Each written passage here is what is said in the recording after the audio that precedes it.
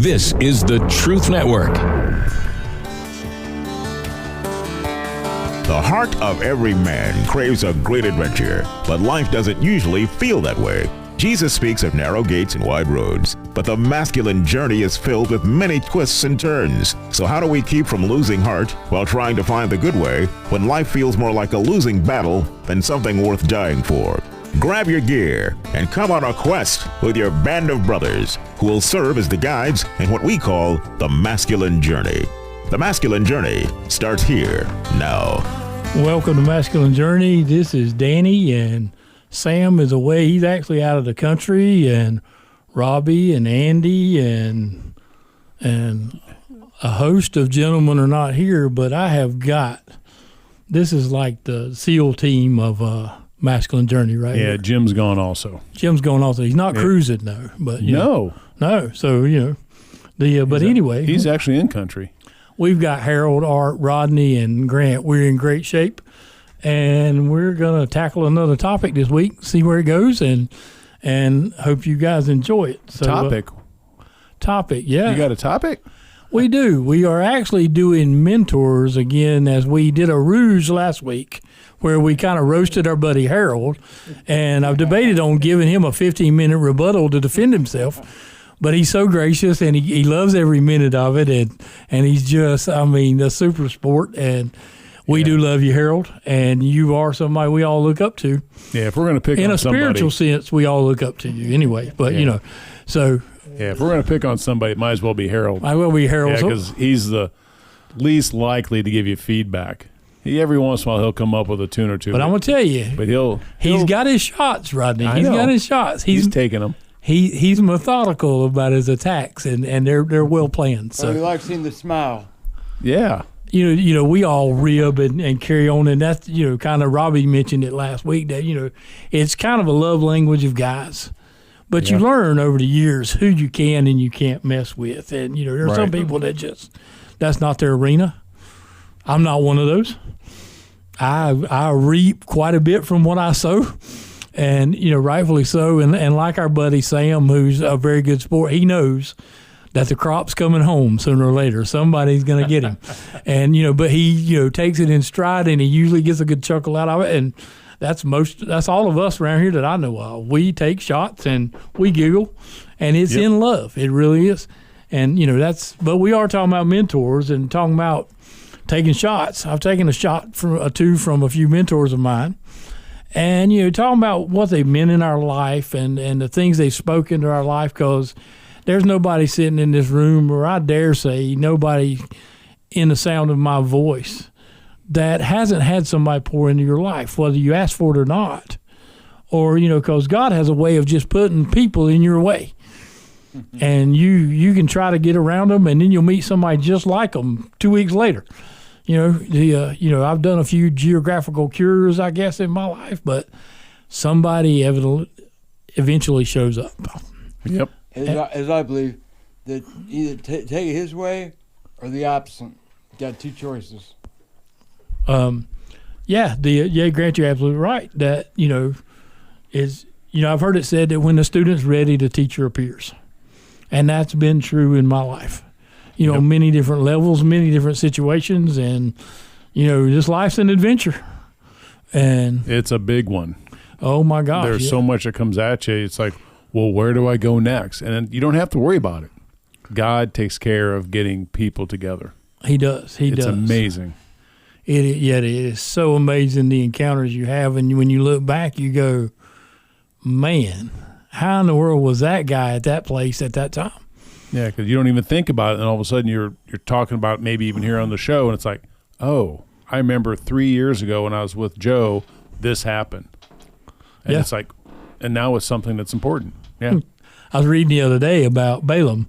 If you know the story of Balaam, he's riding a donkey, and he's going where God told him not to go. And an angel standing in the path, if you know the story, and the donkey balked on him, wouldn't go. And if y'all ever been around a donkey, when a donkey balks, he ain't going nowhere.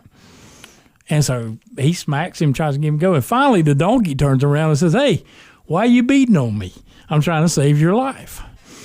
So the donkey poured into Balaam's life. And sometimes God uses that to remind me when I get high on my horse that, hey, I spoke to a donkey one time too, So, that's kind of the deal. But God does things like that. And we're going to talk about that. And this first clip this clip makes me sound like a clip genius because it's a montage. I admire the montages that Robbie and him have played, but I found this, and I'm going to be honest, Rodney. It was already done on YouTube before I cut it. So the montage was already put together. And I'm like, thank you, Jesus.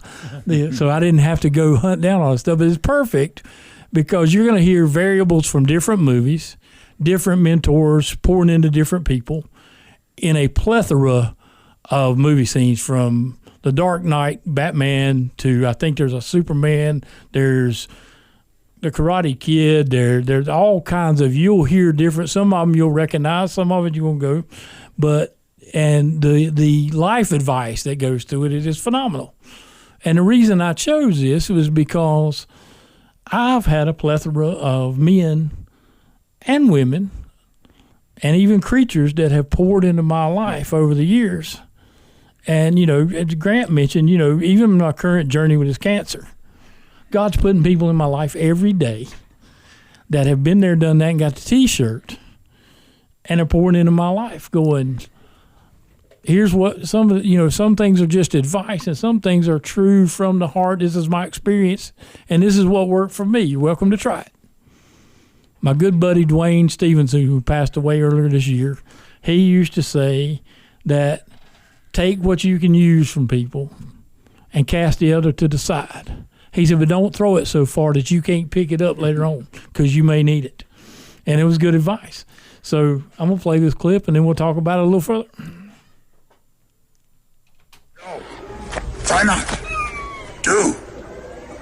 Or do not. There is no try. I never saw your future, only its possibilities. You have such a capacity for goodness. Arrogance and fear still keep you from learning the simplest and most significant lesson of all. Which is? It's not about you. You don't know about real loss, because that only occurs when you love something more than you love yourself. Remember, with great power comes great responsibility. True courage is about knowing not when to take a life, but when to spare one. Because some men aren't looking for anything logical, like money. They can't be bought, bullied, reasoned, or negotiated with.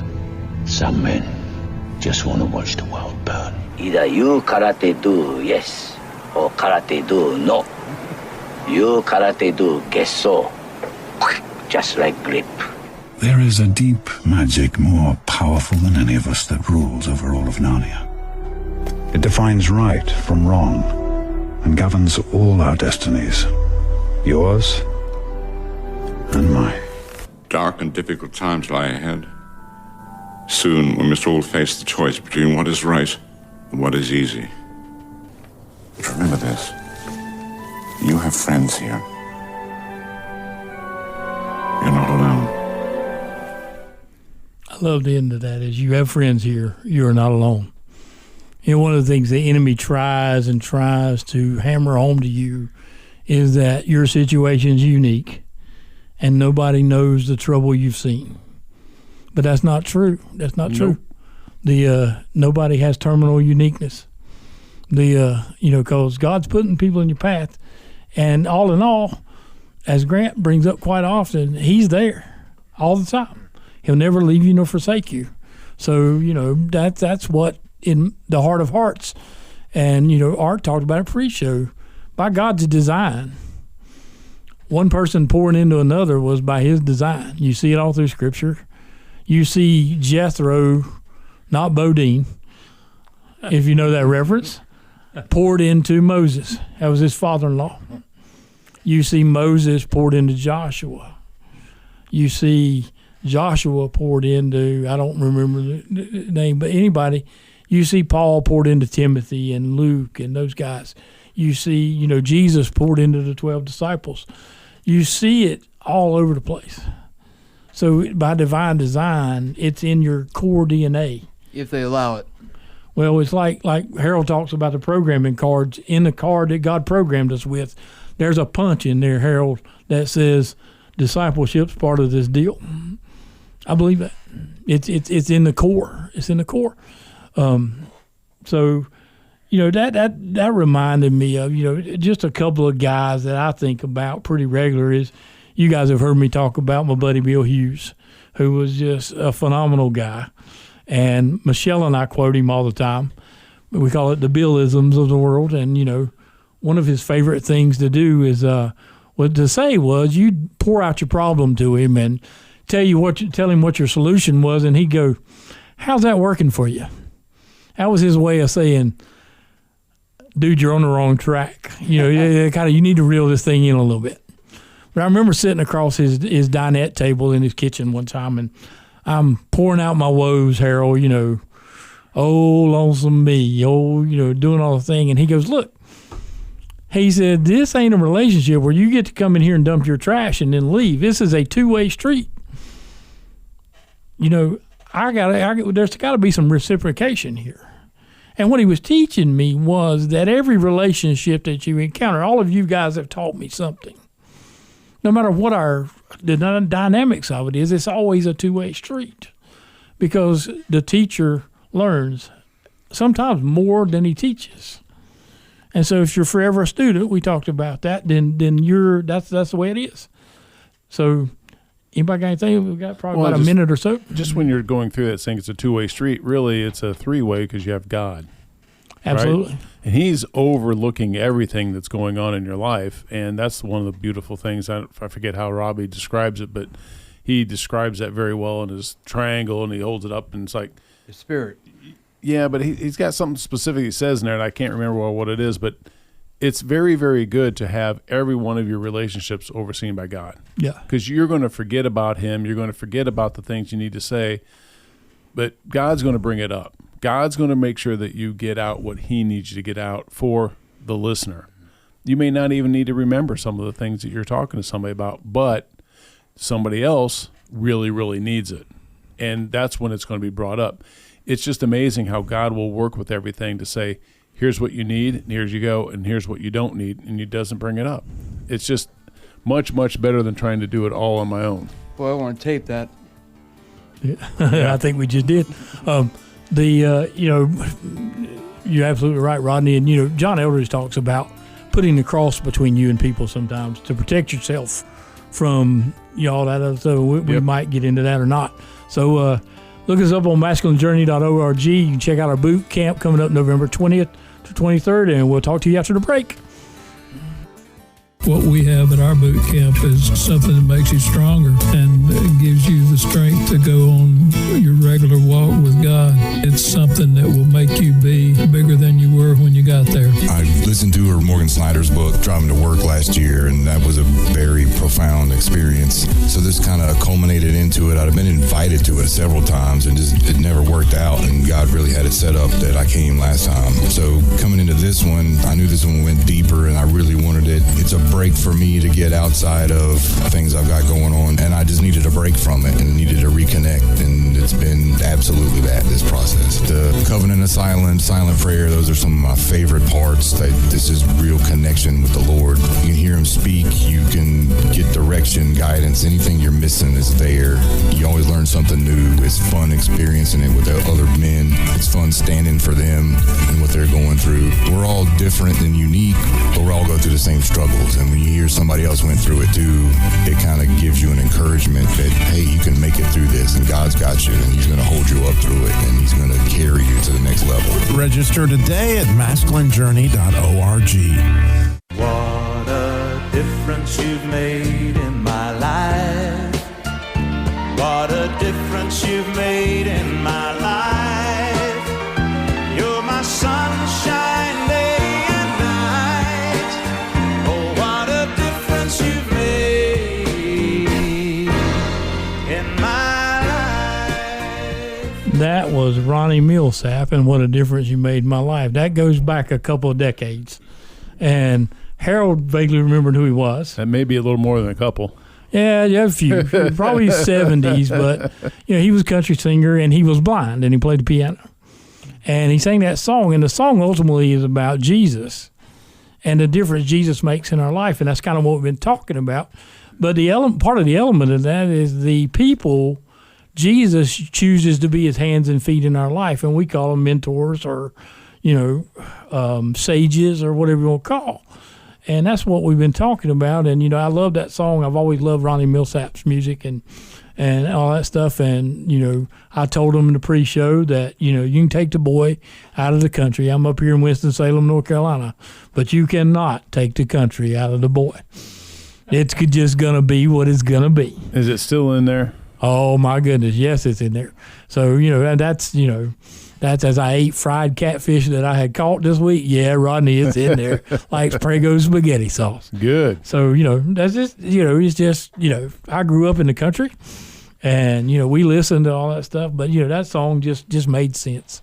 Yeah. So, anyway, we'll move on from that. So, Mr. Art, you have a clip that I absolutely love. I'm kind of jealous I didn't find this one. So, well, I'm going to go back to the '70s too. I guess we're kind of giving our age away there, Danny. We're getting some years on us. Yeah.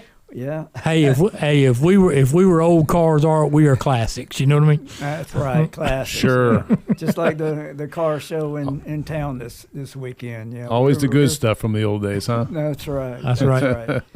Okay. Well, I took my clip from the TV series Kung Fu, which aired from 1972 to 1975.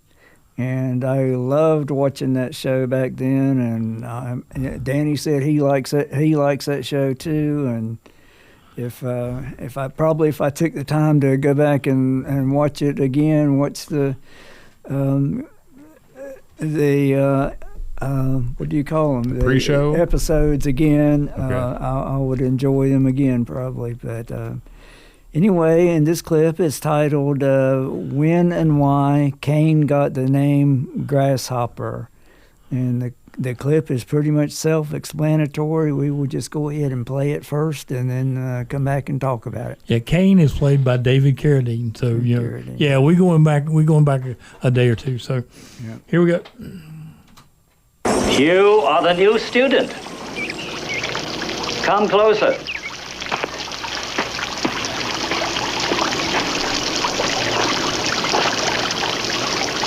You cannot see.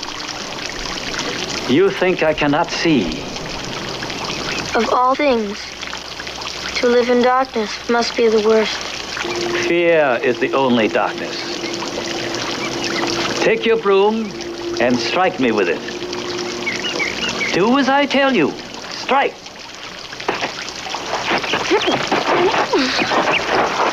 Again.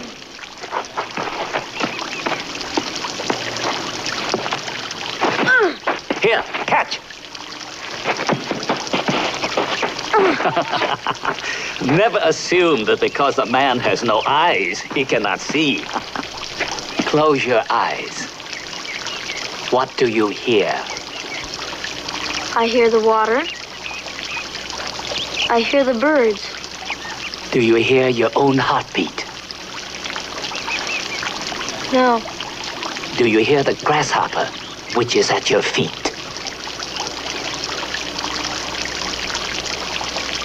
Old man, how is it that you hear these things? Young man, how is it that you do not? Okay, well, the part that might not have been self-explanatory is where Cain was striking the master with his broom, and the master would grab the broom and send Cain for a tumble, and then he would strike him again, and the same thing would happen. He would eventually took his broom away from him. Even though he's blind. Even though he cannot see. He cannot see. He has no vision. But he says that he can see. He can see through his. He has learned to compensate for his blindness by fine-tuning his hearing, and he is teaching Cain that is possible, that you can do that, and it is there's just so much to learn in this world from each other, from the Word of God, and from from mentors. Like I said, the master is teaching Cain that he can see with his ears, essentially, and that is a great lesson that probably most of us never really think about. But anyway, I'd just like to say it's important that to always be a student of God, a student of other men. We can learn from each other. We can be mentors. We can be students. And at the same time, I know I had a preacher in my church when I was a kid, and he used to always refer to himself as a student. And I thought, well, how can that be? I mean, you're the head teacher. You're not the student. But now I kind of understand it. He's both a student and a teacher, and you have to be a student and learn things before you can teach other people what you know, what you have learned. And all of us have the capacity to be mentors of some sort.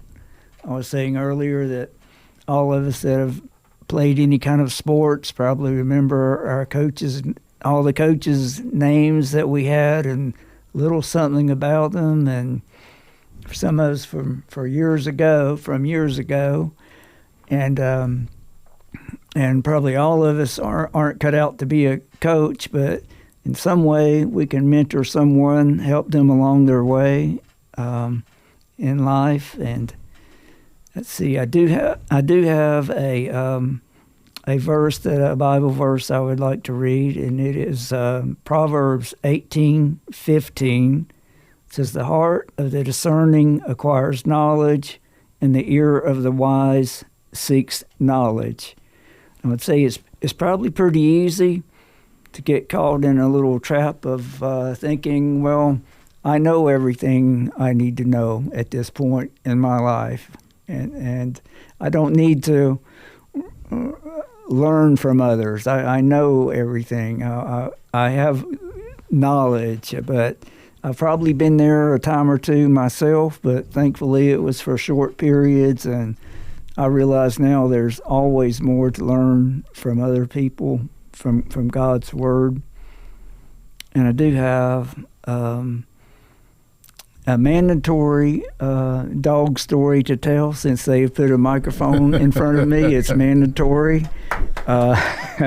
It's I got this dog. I took her in as a rescue. She was 2, and I trained her to be a cow dog, to herd cows, and it was really easy to do because she was such a smart dog.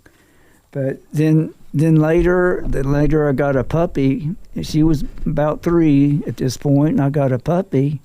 So I didn't have to train the puppy. She trained the puppy to be a cow dog. And she taught him how to herd the cows, and she liked to ride with me on the Kubota and let him do the work and just supervise him and watch him. She would watch closely, and anytime a cow decided to get stubborn and maybe turn around on the puppy, she would be right there to help him, and she would turn the cow back in the right direction there for him. So in nature, so essentially what I'm saying is in nature, the ones that know things teach the ones that don't, and it's God's plan, and it's the same for mankind. The ones that have knowledge and know things are to teach and mentor the ones that don't. So, because there's a lot of things that when we go through life we don't know. Exactly. Yeah. So you're always learning something, and like for me in my situation, I've lost a lot of memory. There's just things I don't remember. But what I've noticed, even not remembering, when something comes up that I'm familiar with, but I just can't remember it, as we go through that a little bit, it's amazing. It's like, oh, I start to remember, and it starts to come back. And I'm like, okay, I know where I'm at, what we're doing, and I can remember the words or what to say. But it's never just real easy anymore. That's work for me, is just to be able to remember what I'm going through, what I've been through, and then apply that, because it's just hard. Yeah, I thought about something in a book that I read years ago, was fond of. The big book, Alcoholics Anonymous, says that, if you want what we have and are willing to go to England to get it, then you're ready to take certain steps. And that's where I've lived my life for the past 30-some years, is I see people who are living the life I want to live, and I approach them. So if you don't know anybody like that, or you can't think of it, look for people who have what you want. And those are the people that God will allow to pour in your life. Harold, you got something you want to interject right quick? Or? No, I got a couple of stories, but it'll take more time than we got left. Well, we do have the after hour, so y'all stay tuned, same bat time, same bat channel for the after hours. Grant, you got anything you want to say? Yes. No, I don't. No? Yeah, no, maybe? Yes, no, maybe. We don't know. Yoda said, well, I go do or don't do. But that's where there's so many opportunities for us to go learn. There's so many opportunities for us to teach. And a lot of times we're doing it when we don't even realize it's there. You have so many people that come up and say, oh, I just learned this from somebody. And it's, well, what they teach you? How'd they do that? Like, I don't know. I just watched and I observed or I heard. You don't always have to be in a very minute situation to really kind of understand what's going on. I think what we have is mind, body, and soul. Yeah. It's a soul out. Mm-hmm. And along with what Robbie was saying, I think Rodney was saying, I think just being a role model sometimes, you're teaching, you're being a mentor. If nothing else, you're just, by living your life the right way, you are teaching others how to live. A great place to do that and begin that journey is at a boot camp, right? Yep. At November 20th through 23rd, you can go to our website, masculinejourney.org. You can go to Facebook. You can get the radio program and the after hours on any podcast format. And you can, do that kind of thing. So look us up, and we hope to see you at boot camp. So talk to you next week. This is the Truth Network.